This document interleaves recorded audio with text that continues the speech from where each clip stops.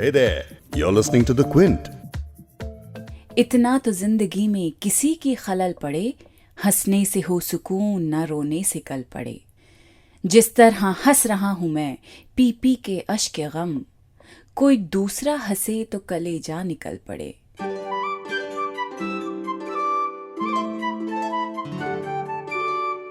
ये 4 लाइनें सुनकर ऐसा लगता है ना कि शायर ने एक तवील लंबी जिंदगी जीकर अच्छे बुरे पलों का हिसाब करके तब कहीं जाकर इतने गहरे आशार लिखे होंगे। इन आशार का मतलब क्या है वो मैं आपको थोड़ी देर में बताऊंगी, लेकिन पहले ये बताना चाहूंगी कि जो शायर हैं जिन्होंने ये लाइनें लिखी हैं वो ये लिखते हुए सिर्फ 11 साल के थे। अब आप सोचेंगे कि भाई इतना भी गिफ्टेड कौन हो सकता है कि जिसने जिंदगी के सबसे बड़े लेसन के बारे में इतनी कम उम्र में वो भी इतने आसान अल्फाज में लिख डाला है। शायर को तो आप बहुत अच्छे से जानते हैं और उन्हीं को आज हम उर्दू नामा के इस खास पॉडकास्ट में खिराजे अकीदत पेश करेंगे, यानी कि उन्हें ट्रिब्यूट देंगे। आज हम याद करेंगे अतहर हुसैन रिजवी यानी कि कैफी आजमी को। मैं हूं फबीहा सैयद और आप द क्विंट और क्विंट हिंदी पर सुन रहे हैं उर्दू नामा। इतना तो जिंदगी में किसी की खलल पड़े, खलल यानी कि डिस्टर्बेंस। कैफी कह रहे हैं कि इतना तो जिंदगी में कोई डिस्टर्ब रहे, बेचैन रहे कि हंसने से हो सुकून ना रोने से कल पड़े। कल यानी कि चैन पढ़ना। कहने का मतलब है कि इंसान को कभी ऐसा वक्त भी फेस करना चाहिए जब वो इतना बेचैन रहे कि ना रोने से सुकून मिले और ना ही हंसने से। वैसे तो हर कोई कैफी आजमी को जानता है, लेकिन फिर भी अगर आप कैफी से वाकिफ नहीं हैं तो बता दूं कि जब जब लोग सोशल इनजस्टिस की बात करते हैं, अमीर गरीब या औरत मर्द के बीच की बराबरी की बात करते हैं, जुल्म और ऑपरेशन के खिलाफ आवाज उठाने की बात करते हैं, इनकलाब यानी रेवोल्यूशन की बात करते हैं, तो वो दरअसल कैफी आजमी जैसे शायरों की तरफ इशारा कर रहे होते हैं कि भाई सुनाइए सुनाइए, हमें वो चीजें सुनाइए आप जिन्हें पढ़ के हमारे हालात और उनकी सख्ती हमें कम लगने लगे। कुछ ऐसा सुनाइए कि हमारी टूटी हिम्मत दोबारा से जुड़ती हुई लगे। कुछ ऐसा सुनाइए जिससे हमारी खोई उम्मीदें वापस आती लगे। जिंदगी इतनी भी मुश्किल ना लगे तो प्लीज कुछ ऐसा सुनाइए, कुछ अपना लिखा हुआ सुनाइए। तो आज हम वही करने वाले हैं। इस पॉडकास्ट में कैफी आजमी की शायरी के जरिए, उनकी दुख्तर, उनकी बेटी शबाना आजमी के जरिए कैफी को और करीब से जानेंगे। 1930s में जब इंडिया में आज़ादी की तमाम कोशिशें चल रही थी, इंडिपेंडेंस स्ट्रगल लगातार किसी न किसी शक्ल में दिख रहा था, वहीं कुछ राइटर्स ने मिलकर ये फैसला किया कि भाई वो अपनी राइटिंग से, अपनी पोइट्री से स्ट्रगल करेंगे। एक ऐसे समाज के लिए स्ट्रगल करेंगे जिसमें बराबरी हो, जिसमें कोई बहुत ज्यादा गरीब ना हो, जिसमें कोई बहुत ज्यादा अमीर ना हो, औरतों को कोई हकीर यानी इंफीरियर, इनसिग्निफिकेंट ना समझे। तो ऐसे ही राइटर्स का ग्रुप था प्रोग्रेसिव राइटर्स एसोसिएशन, जो कोलकाता में 1936 में स्टार्ट हुआ। और ये मूवमेंट, जिसे उर्दू में अंजुमन तरक्की पसंद मुसन्निफीन हिंद कहा जाने लगा, इस मूवमेंट को लीड करने वाले थे सज्जाद ज़हीर, अहमद अली, मुल्क राज आनंद जैसे राइटर्स, जिनके साथ और बाकी कई सारे राइटर्स, पोएट्स आते गए और कारवां बनता गया।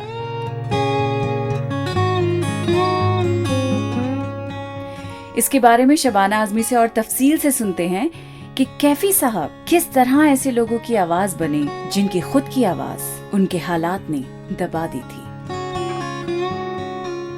When we celebrate Kafi, we celebrate that era that produced such amazing writers. Because when the manifesto for the Progressive Writers Association was written, you had Premchand, you had Rabindranath Tagore who gave his blessings to that, you had Sajjad Zahir, you had amazing people there.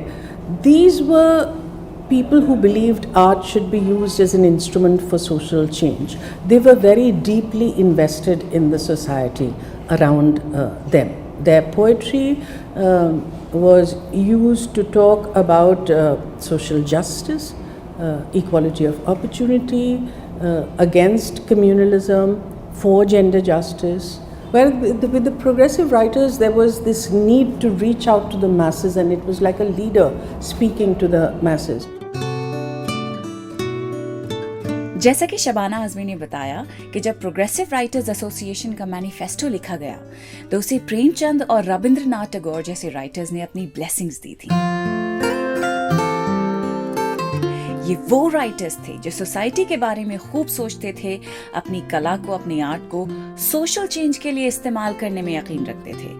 और ज्यादातर poets जो इस movement से जुड़े थे वो social और gender justice, equality of opportunities के लिए लिखते थे, कम्युनलिज्म के खिलाफ, किसी भी तरह के भेदभाव के खिलाफ लिखते थे। पद्मश्री कैफी आजमी 14 जनवरी 1919 में आजमगढ़ जिले में मिजवा गांव में पैदा हुए थे। उनकी शायरी का पहला मजमुआ यानी कि पहला कलेक्शन झनकार 1943 में पब्लिश हुआ था। ये भी माना जाता है कि उर्दू पोएट्री का रंग, उर्दू का रंग फिल्मों के गानों में, फिल्मों की स्क्रिप्ट्स में कैफी साहब ने काफी भरा था। गरम हवा, सात हिंदुस्तानी, अर्थ, ये तो बस कुछ ही नाम है उन फिल्मों के जिनके लिए कैफी साहब ने लिखा था। एक और बहुत ही मेमोरेबल फिल्म है जिसके डायलॉग्स कैफी साहब ने लिखे थे और वो पूरी फिल्म ही वर्स में थी। मतलब इट वाज टोटल पोएट्री शुरू से लेके आखिर तक, डायलॉग्स भी। और जाहिर सी बात है फिल्मों के गाने में जो पोएट्री होती है वो तो थी ही। और ये फिल्म थी हीर रांझा।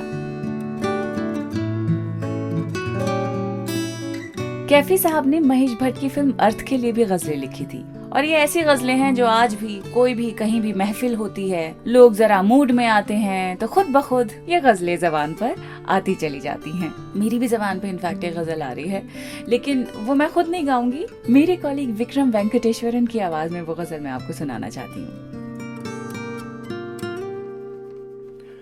तू अपने दिल की जवां धड़कनों को गिन के बता, मेरी तरह तेरा दिल बेकरार है कि नहीं, दबा दबा सा सही दिल में प्यार है कि नहीं, झुकी झुकी सी नजर बेकरार है कि नहीं, दबा दबा सा सही दिल में प्यार है कि नहीं, झुकी झुकी सी नजर। This गजल is actually one of my favorite ghazals. मैं आपको उनकी एक और गजल के 2 अशार सुनाना चाहूंगी, सुनिए। शोर यूं ही न परिंदों ने मचाया होगा, कोई जंगल की तरफ शहर से आया होगा, पेड़ के काटने वालों को ये मालूम तो था, जिस्म जल जाएंगे जब सर पे न साया होगा। अब चाहें तो इन अशार को आप बदलती हुई सोसाइटी के हवाले से पढ़ सकते हैं। इसमें शायर की फिक्र झलक रही है कि जो समाज है वो बदल रहा है, लोग अपने ही हाथ से उन चीजों को खत्म कर रहे हैं, तबाह कर रहे हैं जिन चीजों से राहत के रास्ते निकलते हैं। या फिर आप इस गजल को एक पर्सनल ट्रेजेडी के भी तौर पे पढ़ सकते हैं। So that's the beauty of Kaifi's poetry. अब ऐसे शायर को याद करने के लिए सही अल्फाज का होना ना बड़ा ही जरूरी है। और क्योंकि मैं शायर तो नहीं, इसीलिए मुझे एक और शायर का सहारा लेना पड़ेगा इस पॉडकास्ट में, to remember Kaifi Azmi the way he should be. Javed Akhtar ही की आवाज में सुनिए वो नज्म जो उन्होंने कैफी आजमी के ऊपर लिखी थी। जावेद साहब ने एक इवेंट में नज्म पढ़ी थी, इसलिए इसकी ऑडियो में थोड़ी डिस्टर्बेंस है, तो आप शायद इसका वॉल्यूम बढ़ाकर सुनना चाहें। तो पेश है कैफी साहब के लिए जावेद साहब का ये ट्रिब्यूट, अजीब आदमी था वो। अजीब आदमी था वो, मोहब्बतों का गीत था, बगावतों का राग था। कभी वो सिर्फ फूल था, कभी वो सिर्फ आग था। वो मुफलिसों से कहता था कि दिन बदल भी सकते हैं। वो जाबिरों से कहता था तुम्हारे सर पे सोने के जो ताज हैं कभी पिघल भी सकते हैं। वो बंदिशों से कहता था मैं तुमको तोड़ सकता हूँ, सहूलतों से कहता था मैं तुमको छोड़ सकता हूँ, हवाओं से वो कहता था मैं तुमको मोड़ सकता हूँ। वो ख्वाब से ये कहता था तो तुझको सच करूंगा। वो आरज़ू से कहता था मैं तेरा हम सफर हूँ, तेरे साथ ही चलूंगा मैं। तू चाहे जितनी दूर भी बना ले अपनी मंजिलें, कभी नहीं थकूंगा मैं। वो जिंदगी से कहता था कि तुझको मैं सजाऊंगा, तू मुझसे चांद मांग ले मैं चांद लेके आऊंगा। वो आदमी से कहता था कि आदमी से प्यार कर, उजड़ रही है ये जमीन, कुछ इसका आप सिंगार कर। अजीब आदमी था वो जिंदगी के सारे गम, तमाम दुख, हर एक सितम से कहता था मैं तुमसे जीत जाऊंगा, कि तुमको तो मिटा ही देगा एक रोज आदमी, भुला ही देगा ये जहां, मेरी अलग है दास्तां। वो आंखें जिनमें ख्वाब है, वो दिल है जिनमें धड़कने, वो बाजू जिनमें है सकत, वो होंठ जिन पे लफ्ज हैं, रहूंगा उनके दरमियान कि जब मैं बीत जाऊंगा। अजीब आदमी था। बहुत कम ऐसे शायर होते हैं जिनकी शायरी अगर रेवोल्यूशनरी पोइट्री समझकर पढ़ेंगे तो वो रेवोल्यूशनरी लगेगी, अगर रोमांटिक समझ के पढ़ेंगे तो रूमानी भी लगेगी। कैफी की शायरी का यही तो रंग था कि उसमें इतने लेयर्ड एक्सप्रेशंस होते थे कि आप एक बार नहीं, दो बार नहीं, बार बार पढ़ने लगते हैं। इसलिए नहीं कि शायरी मुश्किल है या एक बार में समझ नहीं आती, बल्कि इसलिए कि आपको चस्का लग जाता है कैफी की रिदम का। मिसाल के तौर पे जेंडर इक्वालिटी पे कैफी की नज्म उठ मेरी जान मेरे साथ ही चलना है तुझे, ये अमूमन लोग याद रखते हैं ऐसी कल्चरल सिचुएशंस में जब औरतों के हक, एजुकेशन, सेफ्टी, सिक्योरिटी को लेकर बात हो रही होती है। लेकिन आपको ये जानकर बड़ी हैरानी होगी कि इस इनकलाबी नज्म को सुनाकर ही उन्होंने उस औरत का दिल जीत लिया था जिससे वो मोहब्बत करते थे और बाद में जिससे उन्होंने शादी की। वो हसीन सी लड़की थी शौकत कैफी। उठ मेरी जान मेरे साथ ही चलना है तुझे, ये लाइन अगर आप किसी को सुनाएंगे तो सुनने वाले को यकीन हो जाएगा कि भाई इकरार मोहब्बत हो तो ऐसा हो वरना ना हो।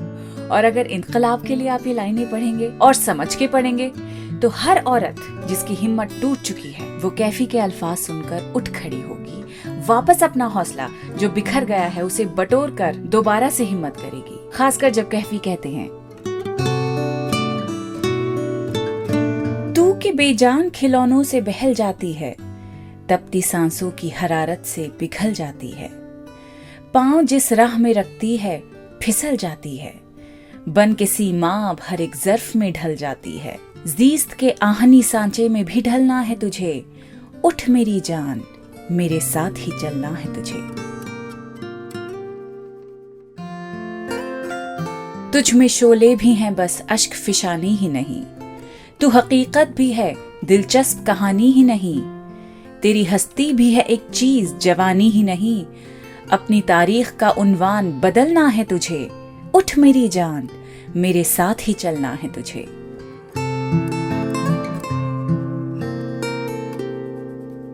जिंदगी जहद में है सब्र के काबू में नहीं, नब्ज़े हस्ती का लहू कांपते आंसू में नहीं, जन्नत एक और है जो मर्द के पहलू में नहीं, उसकी आजाद रविश पर भी मचलना है तुझे, उठ मेरी जान मेरे साथ ही चलना है तुझे।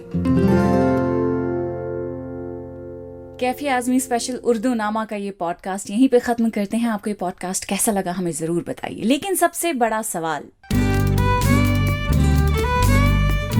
क्या आपने अभी तक उर्दू नामा सब्सक्राइब किया? नहीं किया तो प्लीज अभी फौरन कीजिए, क्योंकि उर्दू नामा का मकसद ही यही है कि जो आशार, जिन शायरों को, जिन लोगों को हम भूल गए हैं, उनकी पोइट्री के जरिए अपनी जिंदगी बेहतर कर सकें, थोड़ा बेहतर महसूस कर सकें, पोइट्री को एक थेरेपी के तौर पे ले सकें।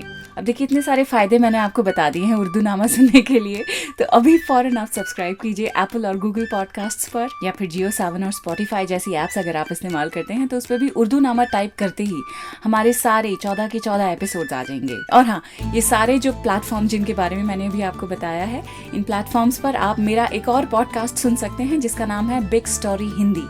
उसमें मैं दिन की सबसे बड़ी खबर लेती हूँ, उसे एनालाइज करते हैं, उस पर बात करते हैं। तो पोएट्री के लिए उर्दू नामा सुनिए और न्यूज एनालिसिस के लिए बिग स्टोरी हिंदी सुनिए। मैं हूँ Fabiha Syed, and I'll see you again very soon. Bye.